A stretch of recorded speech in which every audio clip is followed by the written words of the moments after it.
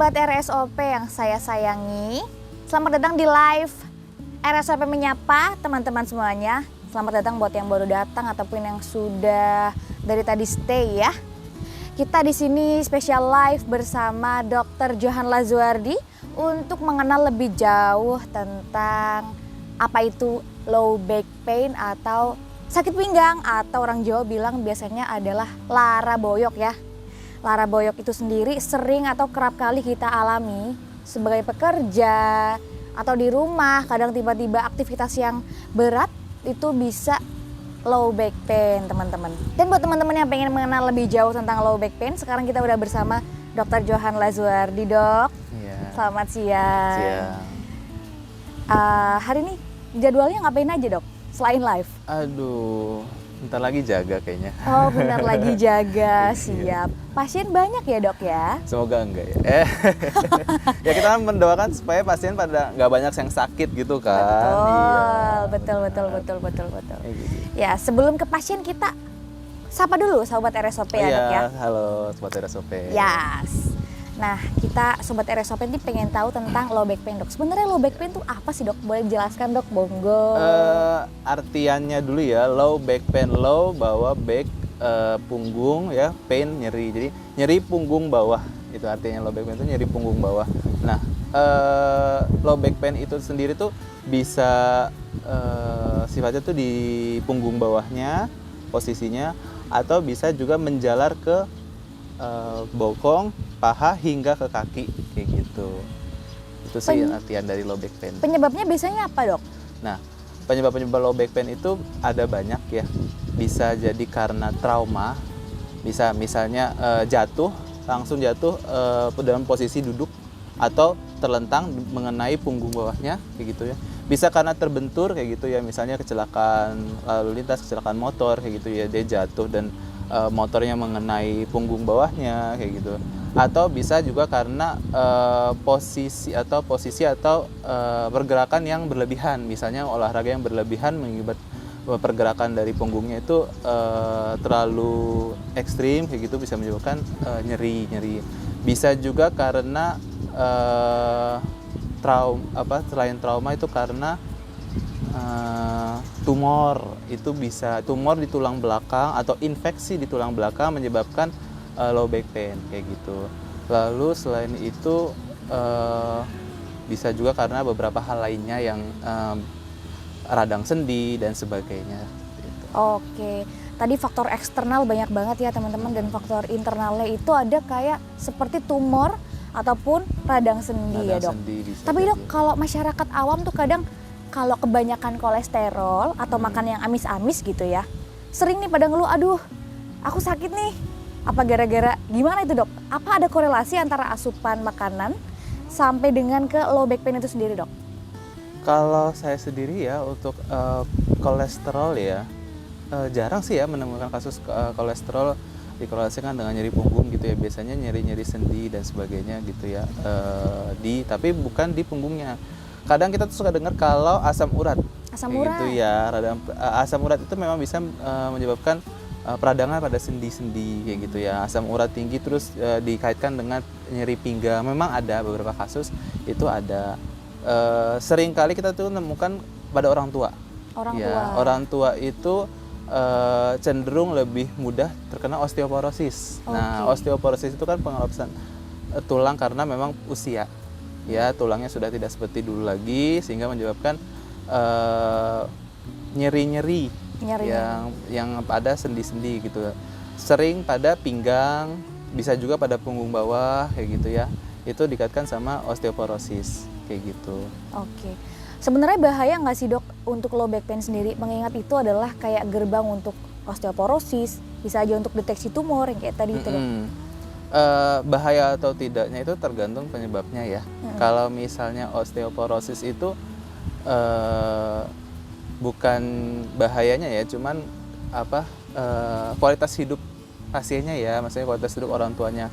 Karena kalau misalnya osteoporosis itu nyerinya itu menetap gitu. Kadang dengan obat pun menghilangkan nyerinya sesaat, tapi masih tetap nyeri lagi setelah beberapa jam setelah minum obat kayak gitu. Itu bisa mengurangi kualitas hidup pasien. Pasien jadi tidak bisa beraktivitas lebih banyak kayak gitu, jika harus cenderung istirahat.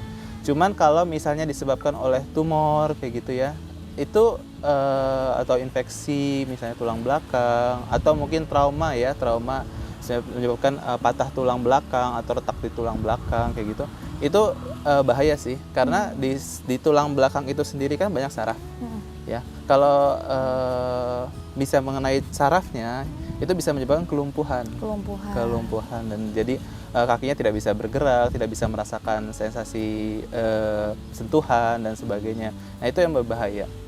Selain nyeri, juga mengganggu saraf di bawahnya, jadi di kaki lah intinya. Oh, itu bisa menjalar ya, Dok ya? Bisa, nyeri itu kan bisa menjalar, dan yang bahaya itu adalah bisa merusak sarafnya sehingga menyebabkan kelumpuhan pada kakinya. Bahaya sekali ya, teman-teman.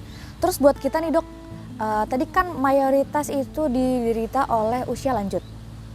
Untuk kita kaum produktif nih, Dok, kayak di kerjaan tuh banyak. Ya. Apa sih yang harus kita lakukan ketika kita tiba-tiba ada low back pain, Dok?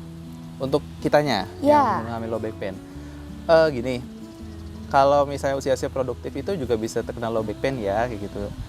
Seperti karena pergerakan tadi yang berlebihan, atau mungkin angkat barang berat kayak gitu ya, kan kita tidak lepas dari mengangkat barang sesuatu barang, misalnya kayak galon aja gitu ya, di rumah kan itu sehari-hari kadang kita ngangkat juga bisa ngangkat galon, bisa ngangkat kardus isi barang-barang, itu bisa terkena low back pain. Mungkin posisi saat kita mengangkat barang itu yang harus kita perhatikan kayak gitu. Posisinya jangan langsung dari posisi ruku langsung posisi ruku terus langsung angkat kayak gitu. Itu harus diperhatikan. Mungkin lebih baik jongkok dulu baru angkat pelan-pelan sambil berdiri kayak gitu. Terus overuse activity misalnya kayak olahraga yang cenderung berlebihan kayak gitu-gitu tuh mungkin harus dihindari ya, supaya tidak terjadi low back pain di usia-usia muda kayak gitu. Dan mungkin hati-hati berkendara ya, kecelakaan lalu lintas itu banyak terjadi, dan pasien yang yang mengalami kecelakaan itu jatuh posisi duduk atau terlentang sehingga menyebabkan nyeri pinggang. Nah, itu di usia muda pun juga itu banyak ya, Dok gitu. ya? Iya. Atau bahkan pernah ada beberapa kasus ya, manjat pohon. Kerjaan mungkin ngambil buah atau apa gitu, jatuh posisi duduk, patah tulang belakang. Itu nggak mengenal usia tua, usia muda.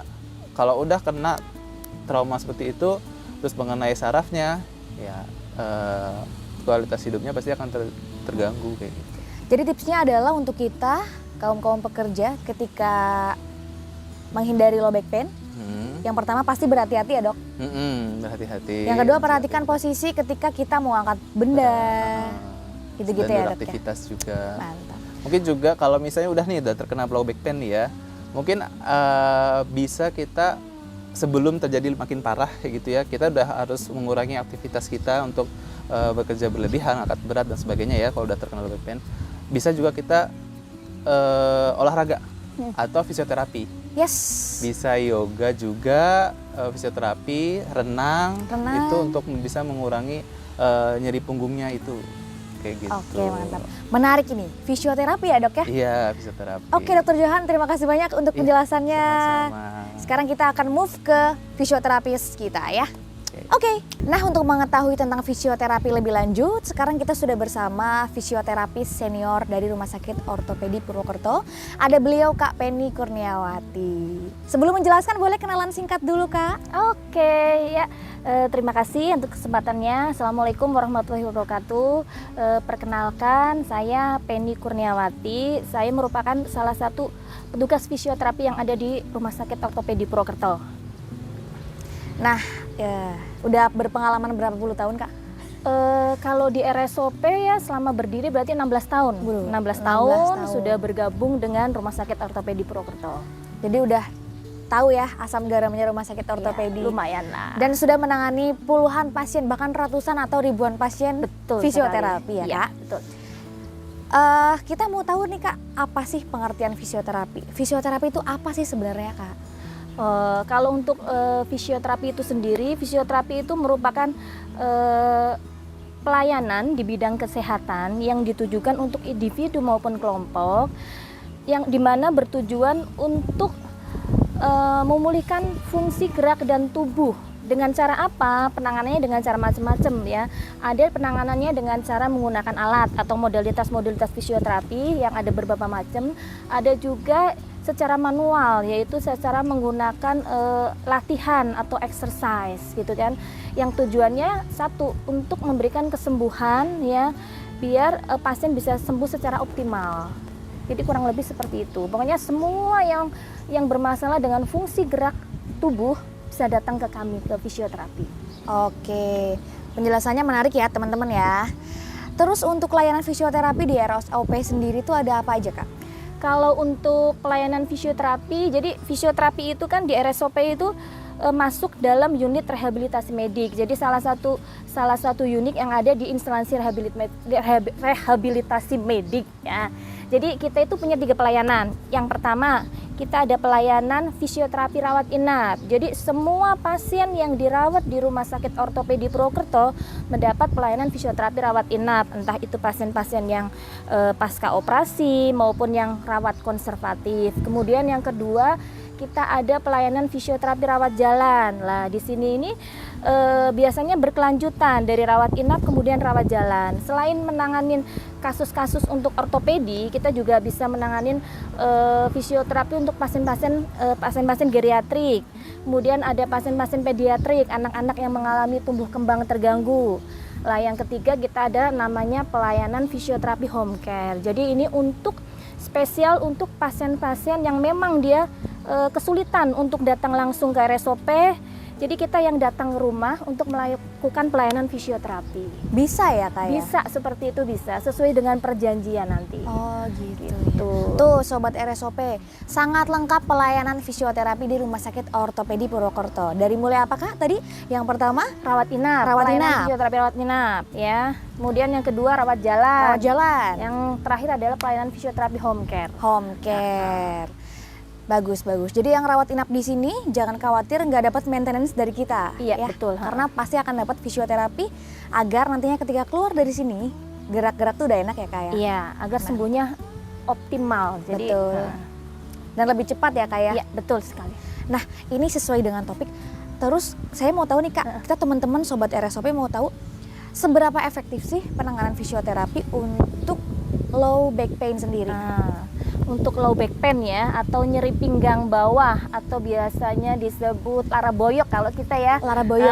Lara boyok ya. Jadi kalau untuk low back pain ini kan permasalahan pertama ada di nyeri ya. Karena dia nyeri kemudian muncul kaku, kemudian ada kenceng juga di daerah pinggang lah. Ini kan berhubungan dengan fungsi gerak tubuh kan. Jadi pelayanan fisioterapi sebenarnya sangat efektif ya untuk membantu mengurangi nyeri untuk pasien-pasien low back pain. Tapi jadi gini, kita berkolaborasi dengan dokter juga. Jadi ada obat-obatan juga. Lah kalau untuk fisioterapinya sendiri kita bantu mengurangi nyerinya itu biasanya menggunakan ada yang namanya alat-alat. Ada diatermi, inframerah, bisa juga dengan terapi dingin, kompres dingin juga bisa. Kemudian yang tidak kalah penting adalah latihan. Latihan-latihan yang bisa kita lakukan di rumah ya. Jadi exercise yang bisa kita lakukan untuk mempercepat kesembuhan dari low back pain itu sendiri gitu loh. Jadi bukan cuma dianget-angetin atau itu enggak. Jadi harus berkesinambungan. Ada obat, ada diatermi ya kalau enggak. Kemudian ada juga yang namanya exercise latihan. Jadi ketiganya itu saling berkesinambungan ya. Jadi ya efektif, sangat membantu sekali untuk pelayanan fisioterapi untuk pasien-pasien low back pain. Low back pain.